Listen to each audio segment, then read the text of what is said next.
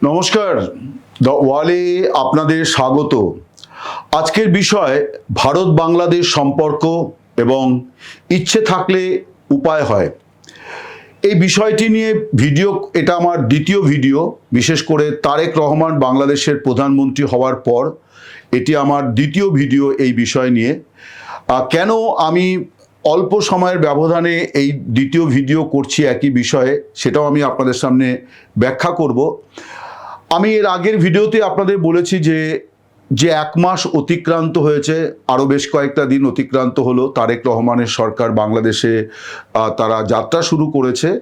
এই সরকারের সঙ্গে ভারত সরকার তার পূর্ব ঘোষণা মতন কিন্তু একটা দ্বিপাক্ষিক সম্পর্ককে খুব ভালো মতো মজবুত জায়গায় নিয়ে যাওয়ার জন্য নানান ধরনের আন্তরিক প্রয়াস নিয়েছে। এইটা এখন খুব দায়িত্ব নিয়েই বলা যায়। অর্থাৎ ভারত সরকার ইউনূস সরকারের সময় যে কথাটি বলছিল যে ভারত অপেক্ষা করছে বাংলাদেশে একটি নির্বাচিত সরকার ক্ষমতায় আসুক এবং তারপর স্বাভাবিক দ্বিপাক্ষিক সম্পর্ককে এগিয়ে নিয়ে যেতে ভারত যথাসাধ্য করবে। এই কথাটি ভারতের তরফে অনেক বেশি করে বলতে হচ্ছিল এই কারণে যে মোহাম্মদ ইউনূসের যে অন্তর্বর্তী সরকার, সেই অন্তর্বর্তী সরকারের সময়তে দুদেশের সম্পর্কটি একেবারে তলানিতে গিয়েছে, ঠেকেছিল, এটা বললেও কম বলা হয়। আমি ব্যক্তিগতভাবে মনে করি যে একটা ভারত বাংলাদেশ সম্পর্কের যে ইতিহাস, সেই ইতিহাসে এই 18-19 মাস এটা একটা অন্ধকারময় অধ্যায় হয়ে থাকবে। এবং এই জন্যে আমি ভারতীয় বলে নয়, আমি আমার উপলব্ধি থেকে বলতে পারি যে মোহাম্মদ ইউনূস, ব্যক্তিগতভাবে মোহাম্মদ ইউনূস এবং তাকে যারা পরামর্শ দিয়েছেন, এটা তাদের মানে একেবারেই তাদের সিদ্ধান্ত যে ভারতের সঙ্গে একটি পায়ে পা দিয়ে ঝগড়া করা এবং বাংলাদেশে যেভাবে ভারত বিরোধী সুর চড়ানো হয়েছিল এবং সেই ব্যাপারে সরকারের যে নিষ্ক্রিয়তা অন্তর্বর্তী সরকারের, এগুলি সবই অত্যন্ত বিরক্তিকর, আপত্তিজনক এবং আমরা এখন এই অতীতটাকে ভুলে আমরা সামনে এগোতে চাই। আমি সেই কারণেই এই দ্বিতীয় ভিডিওটি করছি। তার একটা বড় কারণ হচ্ছে যে আপনারা সকলেই জানেন যে বাংলাদেশের 56তম স্বাধীনতা ও জাতীয় দিবস বৃহস্পতিবার ছিল। এই দিনটি, এই পবিত্র মহান দিনের নানা অনুষ্ঠান বাংলাদেশে হয়েছে এবং সব রাজনৈতিক দল তাদের মতো করে অনুষ্ঠান করেছে। এমনকি এখন যারা নিষিদ্ধ ঘোষিত আওয়ামী লীগ, তাদেরও কিছু সাধারণ কর্মী সমর্থক তারা সাভারে জাতীয় স্মৃতিসৌধে শ্রদ্ধা জানাতে গিয়ে তারা গ্রেপ্তার হয়েছেন। কিন্তু তারা গিয়েছেন ধানমন্ডিতে শেখ মুজিবুর রহমানের বাড়িতে তারা যাওয়ার চেষ্টা করেছিলেন। শেখ হাসিনা গতকাল তিনি ভার্চুয়াল মাধ্যমে দীর্ঘ ভাষণ দিয়েছেন এবং দলের নেতারা ভাষণ দিয়েছেন। তারা শেখ মুজিবুর রহমানের জন্ম বার্ষিকী এবং স্বাধীনতা দিবস এই সব মিলিয়ে একটি অনুষ্ঠান করেছেন। বাংলাদেশে খুব ইতিবাচক কতগুলি বিষয় আমরা লক্ষ্য করলাম যে তারেক রহমান তিনি এবং রাষ্ট্রপতি মোহাম্মদ শাহাবুদ্দিন, তারা দুজনেই পাশাপাশি দাঁড়িয়ে জাতীয় স্মৃতিসৌধে শ্রদ্ধা জানিয়েছেন মুক্তিযুদ্ধের শহীদদের প্রতি, যেগুলি আমরা এই বিগত 18 মাস নির্বাচন পূর্ববর্তী বিগত 18 মাসে লক্ষ্য করিনি। মোহাম্মদ ইউনূসের সময় এই রাষ্ট্রীয় শিষ্টাচারগুলো পালিত হচ্ছিল না। তারেক রহমান তিনি রাষ্ট্রপতির আমন্ত্রণে রাষ্ট্রপতি ভবনে গিয়ে তাকে স্বাধীনতা দিবসের এবং জাতীয় দিবসের শুভেচ্ছা জানিয়েছেন। তারেক রহমান নিজে তার ফেসবুক পোস্টে রাষ্ট্রপতির সঙ্গে তার সাক্ষাৎকারের ছোট্ট ভিডিও তিনি পোস্ট করেছেন। এগুলি সবই বাংলাদেশের অভ্যন্তরীণ কতগুলি ইতিবাচক দিক, যে বাংলাদেশের অভ্যন্তরে যে জিনিসগুলো হারিয়ে যাচ্ছিল, রাষ্ট্রীয় যে গুরুত্বপূর্ণ পদাধিকারীদের মধ্যে নানান ধরনের যে দূরত্ব তৈরি হচ্ছিল, সেগুলোকে কাটিয়ে ওঠার চেষ্টা হচ্ছে। অন্যদিকে ভারতের তরফেও সমানভাবে আন্তরিক প্রচেষ্টা আছে বাংলাদেশের সঙ্গে সম্পর্কটাকে পুরনো জায়গায় ফিরিয়ে নিয়ে যাওয়া। তো এই ব্যাপারে গতকাল দিল্লিতে বাংলাদেশ হাই কমিশনেও যে স্বাধীনতা দিবস এবং জাতীয় দিবসের যে অনুষ্ঠান হয়েছে, সেই অনুষ্ঠানও কিন্তু এই দুদেশের সম্পর্কের যে নতুন ইনিংস শুরু হয়েছে, সেই নতুন ইনিংসে একটি নয়া মাত্রা দিয়েছে, এটা আমার মনে হয়েছে। তাই আমি এই ভিডিওটি আপনাদের কাছে পেশ করছি। গতকাল দ্য ওয়ালে আমরা এই ব্যাপারে বিস্তারিত রিপোর্টও করেছিলাম। তো যেটা যে অনুষ্ঠানটি হয়েছে সেই অনুষ্ঠানটা কিন্তু শেষ পর্যন্ত দুদেশের মধ্যে যে আন্তরিক প্রয়াস চলছে যে একটা সম্পর্ককে মজবুত করা হবে এবং দুদেশ যাতে সেই সম্পর্কের দ্বারা লাভবান হতে পারে, সমমর্যাদা এবং সমান সুযোগ সৃষ্টি করা এবং সমান সুযোগ যাতে দুই দেশ পেতে পারে, সেই লক্ষ্যে অনেকগুলি পদক্ষেপ ইতিমধ্যে শুরু হয়েছে। আপনারা জানেন যে বাংলাদেশের জ্বালানি সংকটে ভারত মানে সহায়তার আশ্বাস দিয়েছে, বাড়তি কিছু জ্বালানি বাংলাদেশকে দেওয়া হয়েছে, আগামী দিনেও দেওয়া হবে বলে নয়াদিল্লির তরফে আশ্বাস দেওয়া হয়েছে। এখন এগুলো খুব স্বাভাবিক বিষয় যে প্রতিবেশীর সমস্যা হলে পাশে দাঁড়াতেই হবে, এটার মধ্যে কোনো বাড়তি বাহাদুরি নেই। কিন্তু যেটা আন্তরিক যে প্রচেষ্টাগুলি শুরু হয়েছে সেগুলি হচ্ছে যে দুদেশের নেতৃস্থানীয় মানুষরা তারা একে অপরের সঙ্গে মেলামেশা করছেন এবং একে অপরের অনুষ্ঠানকে মর্যাদা দিচ্ছেন, আমন্ত্রণকে গুরুত্ব দিচ্ছেন। যেমন বাংলাদেশের স্বাধীনতা দিবস এবং জাতীয় দিবসে দিল্লিতে বাংলাদেশ হাই কমিশনের যে অনুষ্ঠানটি, সেখানে ভারতের তরফে উপস্থিত ছিলেন বিদেশ মন্ত্রকের প্রতিমন্ত্রী কীর্তিবর্ধন সিং, ছিলেন বিদেশ সচিব বিক্রম মিশ্রি, এছাড়া বাংলাদেশের ভারতের সাবেক 3 জন হাই কমিশনার তারা উপস্থিত ছিলেন, তার মধ্যে 2 জন বাঙালি এবং আরও উপস্থিত ছিলেন বেশ কয়েকজন প্রাক্তন এবং বর্তমান আমলা, ছিলেন সমাজের নানান অংশের মানুষ, অর্থাৎ কবি, সাহিত্যিক, লেখক, বুদ্ধিজীবী, রাজনীতিবিদ, এমনকি সামরিক, বেসামরিক নানান কর্মকর্তা সেখানে উপস্থিত ছিলেন। সেই অনুষ্ঠানে খুব গুরুত্বপূর্ণ একটি ভাষণ দিয়েছেন বাংলাদেশের হাই কমিশনার রিয়াজ হামিদুল্লাহ। তিনি এই যে দুটি দেশের মধ্যে সম্পর্কটাকে মজবুত করার জন্য কোন কোন ক্ষেত্রে কাজ করা সম্ভব এবং কোন কোন ক্ষেত্রে একে অপরের মধ্যে আমাদের মধ্যে যে অভিন্ন সূত্রগুলি আছে সেই সূত্রগুলি তিনি খুব সুন্দর তুলে ধরেছেন। তিনি ভাষণের শুরুতে বাংলাদেশের মুক্তিযুদ্ধের শহীদদের প্রতি শ্রদ্ধা জানিয়েছেন। তিনি বিশেষভাবে উল্লেখ করেছেন যে জনগণের প্রতিনিধি হিসেবে জিয়াউর রহমান বাংলাদেশের স্বাধীনতার ডাক দিয়েছিলেন জনগণের পক্ষে। এছাড়া তিনি যেটা বলেছেন যে যারা শহীদ হয়েছেন তাদের প্রতি শ্রদ্ধা জানিয়েছেন এবং সেই সঙ্গে ভারতের অবদান এবং বিশেষ করে ভারতের সেনাবাহিনীর যে সেনারা সেখানে জীবন দিয়েছেন তাদের প্রতি শ্রদ্ধা জানিয়েছেন এবং ভারত সরকারের প্রতি শ্রদ্ধা বা কৃতজ্ঞতা জানানোর পাশাপাশি তিনি ভারতের সাধারণ মানুষ তারা মুক্তিযুদ্ধে কিভাবে অবদান রেখেছিলেন সেইগুলি তিনি খুব সুন্দর তার ভাষণে স্মরণ করিয়ে দিয়েছেন যে এইভাবে ভারত বাংলাদেশের মুক্তিযুদ্ধের পাশে ছিল। এখন এই যে কথাগুলি আসছে, এটা অনেকেই মনে করছেন যে এটা যেমন একদিক থেকে বাংলাদেশের দিক থেকে একটা বড় বার্তা যে ভারতের সঙ্গে সম্পর্কের ক্ষেত্রে মুক্তিযুদ্ধ হচ্ছে একটা মূল সূত্র, অর্থাৎ এই বিষয়টিকে বাদ দিয়ে বা পাশ কাটিয়ে ভারতের সঙ্গে সম্পর্ক গড়াটা সহজ হবে না, এটা বাংলাদেশের বর্তমান নেতৃত্ব তারা উপলব্ধি করেন। যে কারণে হাই কমিশনার তিনি এই বিষয়টি খুবই মর্যাদার সঙ্গে উল্লেখ করেছেন এবং বারে বারেই বলেছেন যে ভারতে বিশেষ করে তিনি একটি কথা বলেছেন যে রবিশঙ্কর যে মানে সঙ্গীত সম্মেলন বা তার যে কনসার্ট ফর বাংলাদেশ করেছিলেন, রিয়াজ হামিদুল্লাহ বলছেন যে সেই কনসার্টের পরে গোটা বিশ্ব জানলো যে পূর্ব পাকিস্তানে কোনো গৃহযুদ্ধ হচ্ছে না, হচ্ছে বাংলাদেশের মুক্তিযুদ্ধ।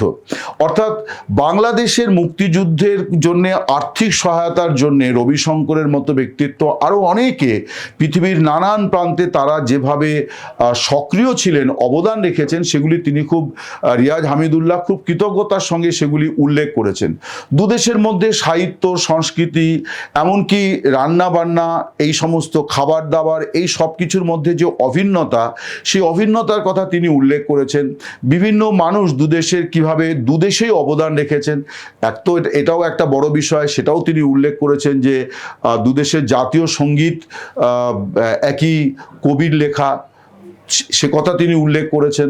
তিনি উল্লেখ করেছেন এমন একটি বিষয় যে জুবিন গর্গ প্রখ্যাত গায়ক, তিনি যে মারা গেলেন কিছুদিন আগে, সেই জুবিন গর্গ রিয়াজ হামিদুল্লাহ বলছেন যে তার সঙ্গে কথা হয়েছিল যে এই যে 56তম স্বাধীনতা দিবস, এই স্বাধীনতা দিবসে দিল্লিতে বাংলাদেশ হাই কমিশন অফিসের অনুষ্ঠানে জুবিন গর্গ দুদেশের জাতীয় সঙ্গীত গাইবেন, এটাও তার সঙ্গে কথা হয়েছিল। তিনি জুবিন গর্গকে মানে স্মরণ করেছেন। সব মিলিয়ে একটা কিন্তু খুব অভিনব একটা অনুষ্ঠান হয়েছে। যারা গিয়েছিলেন তাদের কয়েকজনের সঙ্গে আমার কথা হলো যে ভারতের তরফেও কিন্তু সমাজের নানান মানে অংশের মানুষ, নানা পেশাজীবী মানুষ তারা সেখানে উপস্থিত ছিলেন। আশিস নন্দীর মতন প্রবীণ মানে রাজনৈতিক বিশ্লেষক, মনস্তাত্ত্বিক, তিনি উপস্থিত ছিলেন। প্রাক্তন মন্ত্রী এবং প্রখ্যাত সাংবাদিক এমজে আকবর, তিনি উপস্থিত ছিলেন। আরও অনেকে ছিলেন এবং কলকাতার, দিল্লির যারা নামজাদা সাংবাদিকদের মধ্যে অনেকেই সেই অনুষ্ঠানে আমন্ত্রিত ছিলেন, তারা উপস্থিত ছিলেন। এবং তারাও তাদের ব্যক্তিগত ফেসবুকে যে পোস্টগুলি করেছেন বা অনেকে এটা নিয়ে খবর লিখেছেন, সেই খবরের মধ্যেও কিন্তু একটা এই যে দুদেশের মধ্যে যে একটা আন্তরিক প্রয়াস শুরু হয়েছে সম্পর্কটাকে উন্নত করার, সেই প্রতিবেদনগুলির মধ্যেও কিন্তু তার ছোঁয়া আছে। গতকাল সেখানে কাচ্চি বিরিয়ানি পরিবেশন করা হয়েছে, সেটা রান্না করেছেন বাংলাদেশ সেনাবাহিনীর একটা মানে তাদের যারা শেফ, তারা এসে রান্না করেছেন এই অনুষ্ঠানের মর্যাদার কথা ভেবে। এবং অনুষ্ঠানের যে বর্ণনা আমি শুনলাম যে একটা ছিমছাম আয়োজন, কিন্তু খুব আন্তরিক আয়োজন ছিল।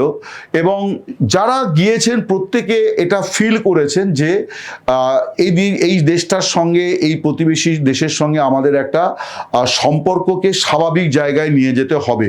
এবং সেই স্বাভাবিক জায়গায় নিয়ে যাওয়ার জন্যে দুদেশের সাধারণ মানুষের, নানান শ্রেণী পেশার মানুষের যোগদানটা খুব গুরুত্বপূর্ণ।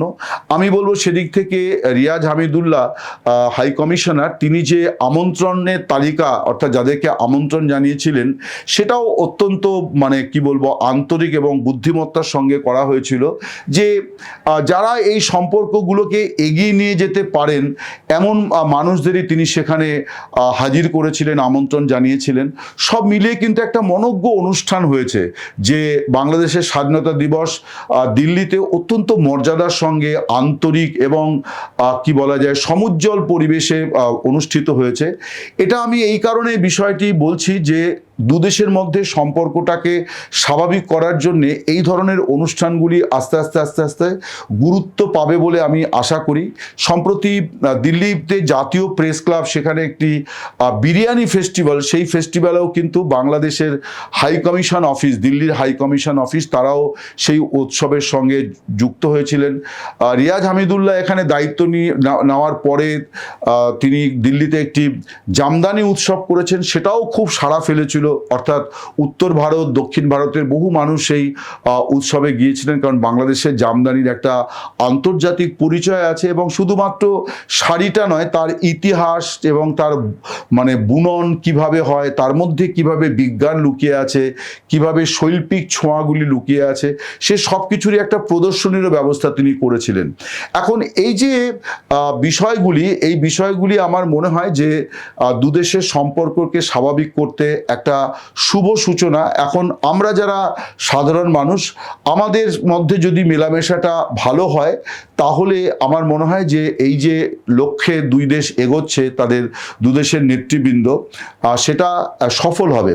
রিয়াজ হামিদুল্লাহ তার বক্তব্যে আরও একটি কথা বলেছেন যেটা খুব গুরুত্বপূর্ণ, যে গত মাসের শেষে তারেক রহমান তিনি ভারতের প্রধানমন্ত্রী নরেন্দ্র মোদীকে চিঠি পাঠিয়েছেন।